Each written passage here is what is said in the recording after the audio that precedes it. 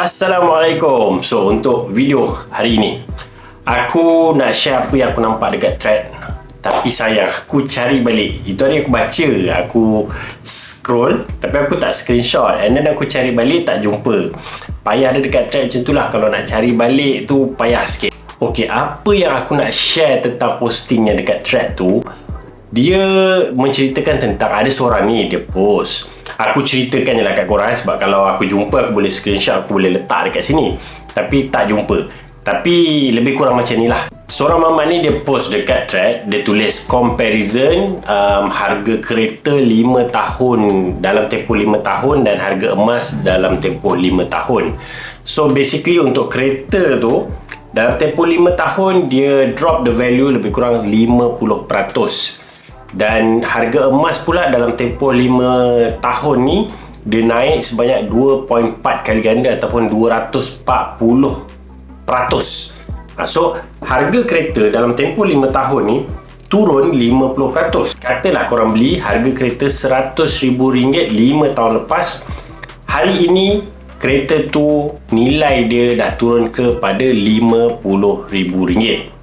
Tapi untuk emas pula, kalau korang beli 5 tahun lepas pada harga RM100,000, kita buat perbandingan apple to apple, RM100,000 kereta dan RM100,000 emas dalam tempoh 5 tahun. Kereta tu nilai dia jatuh kepada RM50,000 selepas 5 tahun, tapi emas dia naik kepada RM240,000, iaitu kenaikan sebanyak 2.4 kali ganda ataupun 240%. Tapi normal lah benda ni, harga emas memang naik, harga kereta drop, semua orang tahu. Apa yang kelakar sangat? Yang aku rasa kelakar bila aku scroll kat bawah tu, dia ada satu komen, brother ni pula ada seorang ni lah respon. Aku pergi sekolah tanpa nak pakai emas. Dia bukan maksudkan emas 7 ataupun emas 5 proton tu, tapi dia maksud dia macam sindir lah. Ya, aku hantar anak pergi sekolah naik emas. Maksud dia kereta tu adalah satu keperluan, tapi emas tu bukan. Okey, dekat sini pada akulah apa yang aku nak share, ini pendapat peribadi aku saja. Tak ada halangan ataupun larangan macam mana korang nak spend duit RM100,000 korang, asalkan ia tidak menyalahi undang-undang. Korang beli kereta pun tak salah, korang beli emas pun tak salah, korang beli property pun tak salah, asalkan bukan barang-barang yang terlarang ataupun menyalahi undang-undang. Basically tak ada masalah. Cumanya betul sisi yang status asal tu dia menyatakan kepentingan meletakkan duit di tempat yang betul. Kalau letak kat kereta dia decrease 50%, letak dekat emas dia naik. Pergi ke property pun lebih kurang jugalah. Cumanya ada satu sudut betul juga kepada orang yang komen ni. Habis aku nak hantar anak pakai apa? Tapi dekat sini aku rasalah terlalu keterlaluan kalau kita nak spend. Contohlah kita ada RM100,000 ataupun kita layak meminjam RM100,000, membuat pinjaman membeli kereta. Daripada kita spend dekat RM100,000 dekat sebuah kereta, why not untuk sekadar hantar anak ke sekolah ataupun bawa keluarga ataupun ulang-alik bekerja menggunakan kenderaan yang cukup untuk kita guna saja. Contoh macam akulah, masa aku sebelum kahwin, aku ada Myvi dan aku ada Vios, and then aku tak boleh bayar. So Vios tu aku bagi pada adik aku untuk adik aku sambung bayar. Myvi tu aku jual sebelum aku kahwin. Sedih jugalah tunang aku. Waktu tu tunang, sekarang dah wife. Dia tengok kereta Myvi tu, kereta yang kita keluar dating, kereta tu aku jual. Bila aku jual, aku dapat profit RM4,000 daripada jual kereta tu lah. Alhamdulillah, sebab kereta tu pun masih baru lagi, condition semua standard. So aku dapat profit RM4,000. RM4,000 tu aku buat apa? Aku beli sebuah kereta Viva cash tanpa ada bayaran ansuran. Maksudnya aku beli tanpa pinjaman ataupun pembiayaan lah. Okey, dekat sini point dia, aku nak bagi tahu kereta Viva aku tu aku dah tak ada komitmen, dan aku boleh lenjan kereta tu daripada Johor ke KL ulang-alik masa aku sambung belajar dulu. Terpulang kalau korang nak membeli kereta baru ke, nak selesa untuk keluarga, asal selesa untuk boleh berjalan, boleh bawa keluarga, tak panas, ada aircon, tak basah, ada bumbung, Dan lebihan tu korang boleh letak ke mana bahagian yang boleh mendatangkan benefit in future. Tak semestinya invest beli emas, tak semestinya invest beli property. Macam aku sendiri, aku beli rumah pada 2019. Waktu tu aku belum jadi rent lagi, dan aku masih negatif lagi sebab aku salah membeli rumah. Aku negatif lah setiap bulan, walaupun ada penyewa, tapi aku kena menanggung kerugian. Itu satu kesilapan yang aku belajar. Tapi yang sebenar-benarnya aku invest dekat diri sendiri. So aku sambung belajar, aku beli equipment. Contoh macam korang tengok yang ini ni, aku invest duit yang ada. Aku beli kamera, aku beli mic, aku beli setup komputer. Walaupun tak perfect, dan aku sendiri pun kena improve cara aku present, buat video dan sebagainya, editing, cara aku bercakap, semua tu aku kena keep on improving. Aku spend dekat mana tau? Aku spend dekat belajar. Tak semestinya formal education, tapi belajar dengan orang, belajar dengan YouTube, ataupun ada apa-apa seminar yang aku boleh attend, aku attend. So itu investment aku. Maksud aku, duit tu aku akan lebih utamakan instead of saving. Ini cara aku lah. Tak semestinya mazhab yang aku pakai ni 100% betul, dan mungkin tak tepat, ataupun korang ada cara yang lebih baik. Macam aku rasa belum sesuai untuk aku buat saving. Aku nak spend lebih kepada investment on education. Dan insyaAllah tahun ni pun aku akan start continue sambung belajar lagi.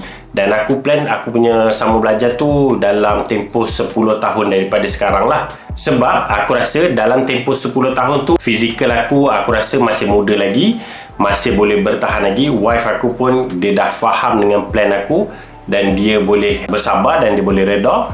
Anak-anak pun masih kecil lagi. So aku dah calculate dalam tempoh 10 tahun, anak aku pada the end of 10 tahun tu, anak aku akan berumur lebih kurang 14 ke 15 tahun. Kami pun masih lagi lagi muda lagi. So pada waktu itu barulah kita orang decide untuk go for membeli apa yang kita impikan. Contoh rumah impian ataupun kenderaan impian, contohnya lah. Tapi pada waktu tu, itu pun kita tak tahu ada ke tak ada duit. But that is the risk that we willing to take, dan kita orang tak kisah pun. Hopefully insyaAllah ada rezeki, harapannya. Tapi kalau bukan itu ceritanya pun, kami dah faham situasi tu, insyaAllah kami cuba belajar untuk reda lah. Sebab lebih baik kita berpuasa dahulu. Kalau konsep puasa tu lah kan, kita jaga perut, tak makan tu sebenarnya menyihatkan badan. Bila berbuka tu makan pun ala-ala kadar, supaya kita lebih sihat. Sama juga macam bahagian pengurusan kewangan, pelaburan, nak membeli apa-apa. Untuk kami lebih selesa untuk berpuasa dulu. Kalau korang tengok setting rumah ni pun, aku tak cat tak apa lagi. Ini adalah rumah sewa. Bila kita orang balik Johor, sewa rumah aku yang dekat Kajang, kita orang sewakan untuk reduce the commitment. Alhamdulillah, at least aku kena top up lagi separuh lagi tenant dah cover. Yang itu pun aku tunggu masa untuk jual, untuk reduce ataupun cut loss. Dan dalam masa sama, Alhamdulillah, kita orang ada beli juga satu property dekat Johor ni. Dekat situ property yang kita orang beli profit. So kita adjust ataupun satu persatu kita punya strategi tu, from time to time kita adjust accordingly lah. Yang penting untuk kita orang, jangan membeli kepada perkara yang value dia akan menurun, melainkan memang korang memang ada duit tu tak ada masalah, sama ada dia value dia turun, drop dan sebagainya lah. Itu yang kita orang akan buat after 10 years. Besok insyaAllah, selepas aku dah selesai study, dalam masa sama 10 tahun ni, aku punya plan, target, hopefully insyaAllah daripada PA aku dah jadi REA. Aku sambung study sampai habis. InsyaAllah satu hari aku boleh jadi principal dalam agensi. Dan masa tu mungkin aku punya strategi ataupun cara aku buat sale tu semakin baik, semakin improve.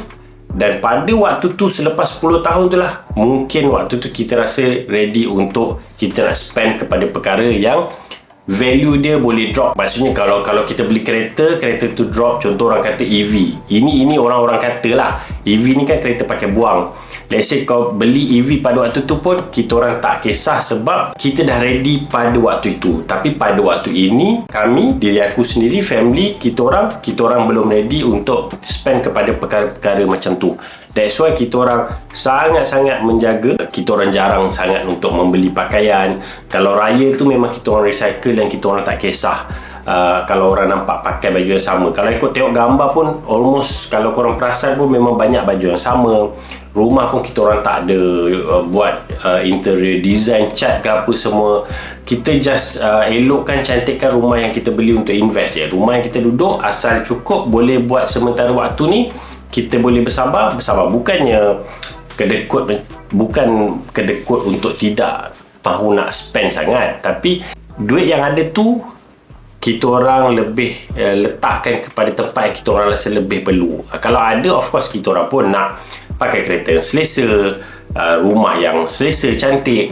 Even telefon pun, telefon aku telefon yang kita orang pakai daripada hadiah perkahwinan. Masa hadiah kahwin tu aku beli sepasang iPhone. Masa tu iPhone 10, aku 10s Max, wife aku XR. Kita masih pakai lagi telefon tu. Cuma geram sikit lah sebab sekarang kan boleh kamera wide untuk ambil gambar. Contoh nak gambar property ke apa kan, aku punya kamera tak boleh wide.